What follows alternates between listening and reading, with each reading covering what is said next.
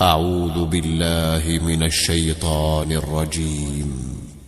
بسم الله الرحمن الرحيم. سبح اسم ربك الأعلى الذي خلق فسوى والذي قدر فهدى والذي أخرج المرعى فجعله غثاء أحوى سنقرئك فلا تنسى إلا ما شاء الله إنه يعلم الجهر وما يخفى ونيسرك لليسرى فذكر إن نفعت الذكرى سيذكر من يخشى ويتجنبها الأشقى الذي يصلى النار الكبرى ثم لا يموت فيها ولا يحيا قد أفلح من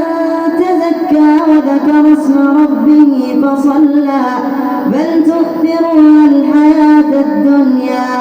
والآخرة خير وأبقى إن هذا لفي الصحف الأولى